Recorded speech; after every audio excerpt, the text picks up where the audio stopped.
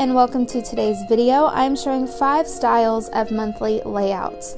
Now, I didn't go into a lot of detail with decorating these spreads because everybody kind of has their own style and their own themes going on, or no themes and just like to keep it minimal.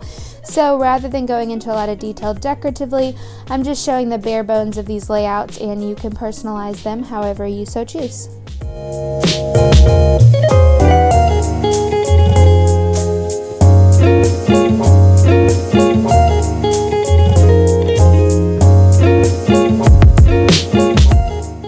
For this spread, I went with boxes, but rather than making them complete, I bracketed them in at the corners. It does take a little bit more time to do because it's a lot easier to just put your ruler down and go straight across rather than adding a bunch of tick marks. But the beauty of this spread is that it gives a lot more creative liberty.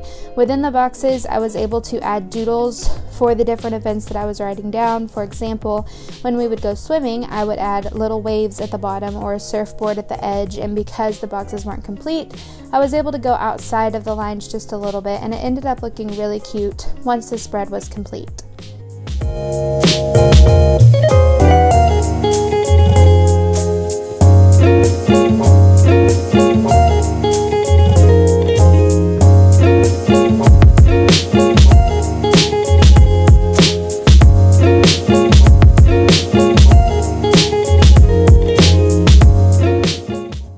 This is a pretty standard monthly layout, but I thought I should go ahead and include it. It's just completed boxes that are not connected, spread across 2 pages.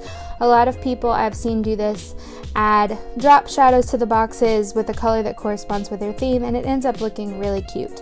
For the purposes of this example, I used rounded corners, but you can also just make them squares if you want. It leaves plenty of room to write your events in each of the boxes, and it usually leaves you with a bit of a margin on either the left or right side of the spread to add a note section, to-do section, or as I did, just write the month and the year.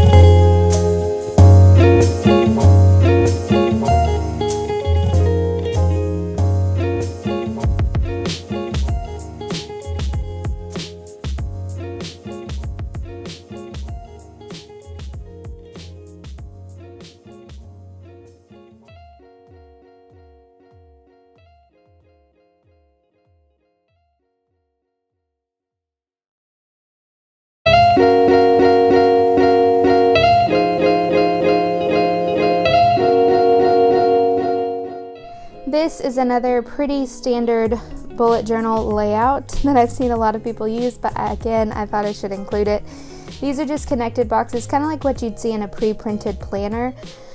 Because you're not leaving spaces between the boxes, you have a little bit more room to write in them. Now, I made a mistake, so I used a white gel pen kind of as liquid whiteout to correct it, but in this journal, at least with this layout, you have a little bit of room on the side for a notes section or a to-do section, and this is the Artist Loft journal from Michaels, and then you have some room at the top to decorate and further your theme.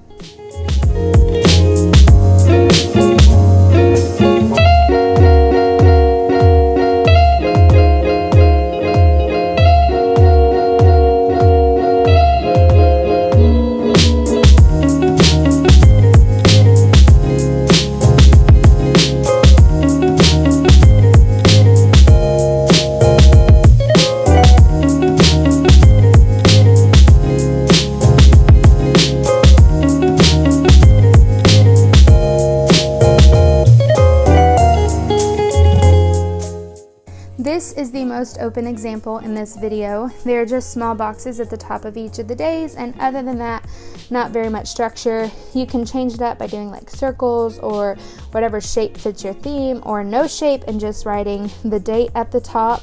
But There's not much structure to this spread. I personally would not use it because I like the structure of boxes and the guidelines that they provide, but I've seen people that are far more talented and artistic than me take spreads like this and make them look beautiful when they are completed. They use the space to doodle and to hand letter, and it just ends up looking wonderful. There's plenty of space in the days to write whatever events you have going on, and it's definitely very customizable. This is the last example for the video. I wanted to show a one-page spread rather than a two-page at the end of this. This is basically a list style monthly layout. It's perfect for people that don't typically have multiple events happening in one day. You just write down the dates and columns and your events beside it. It's really simple, so it can be dressed up and decorated to fit whatever type of thing you've got going on that month, or it can just be left plain like I left this one.